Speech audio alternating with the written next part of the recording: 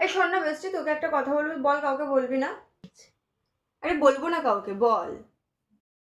তুই তো বলবি না বলবি না বলিস। আগের বারও পূজাকে বলে দিয়েছিলিস যে আমি পরীক্ষায় ফেল করেছিলাম, কাউকে বলবি না বলেছিলিস। আরে পূজা তো আমাদেরই বান্ধবী, তাই কি হয়েছে, ওকে বলেছি। সে নয়, পূজার কথা বাদ দিলাম, তুই তো রিমাকেও বলে দিয়েছিলিস দুটো ছেলের সাথে যখন একসাথে প্রেম করছিলাম, বলেছিলিস কিনা বল। আরে এবার বলছি তো, সত্যি কাউকে বলবো না। তুই কিন্তু এবার সত্যি কথা বল, বলবি না তো? তিন সত্যি কর আগে, কাউকে বলবি না, তবেই আমি বলবো। সত্যি সত্যি সত্যি হয়েছে, এবার বল দয়া করে। আর ব্যাপারটা কি বলতো, আমাদের ডিপার্টমেন্টে নতুন ছেলেটা এসছে না, রাজা, ওর সাথে কদিন ধরে আমি প্রেম করছি। অবকাশ পার্কে ঘুরতেও গিয়েছিলাম, কাউকে বলবি না কিন্তু।